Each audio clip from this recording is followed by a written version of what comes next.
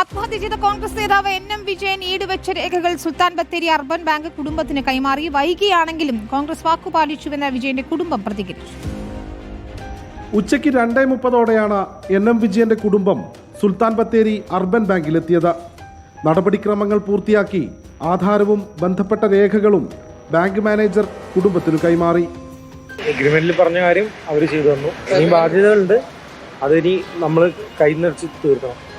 ഈ പട്ടയത്തിന് ഞങ്ങളുടെ വീട്ടിലെ 2 ജീവന്റെ വിലയുണ്ട്. ആ എഗ്രിമെന്റ് പ്രകാരമുള്ള കാര്യങ്ങളെല്ലാം ഇന്നത്തോടു കൂടി തീർന്നിരിക്കുകയാണ്. ഇത് പാർട്ടി വരുത്തിവെച്ച ബാധ്യത എന്ന് പറഞ്ഞതുകൊണ്ടാണ് അന്ന് ഞങ്ങൾ എഗ്രിമെന്റ് സൈൻ ചെയ്തത്. പാർട്ടി വരുത്തിവെച്ച ബാധ്യതയാണ് ഇതിൽ കൂടെ തീർന്നിരിക്കുന്നത്. KPCCയുമായി ഉണ്ടായിരുന്ന കരാർ പ്രകാരമുള്ള അവധി ജൂൺ 30 കഴിഞ്ഞതോടെ ബാങ്കിലെ ബാധ്യത തീർത്തില്ലെങ്കിൽ DCC ഓഫീസിന് മുന്നിൽ വിജയന്റെ കുടുംബം അനിശ്ചിതകാല സമരം ആരംഭിക്കുമെന്ന് മുന്നറിയിപ്പ് നൽകിയിരുന്നു. തെരഞ്ഞെടുപ്പ് അടുത്തിരിക്കെ CPM-ഉം BJP-യും രാഷ്ട്രീയപരമായി വിഷയം ആയുധമാക്കിയേക്കും എന്ന കണക്കുകൂട്ടലിന്റെ അടിസ്ഥാനത്തിലാണ് KPCC വേഗത്തിൽ നടപടിയെടുത്തതോടെ ഉറപ്പ് പാലിക്കപ്പെട്ടത്.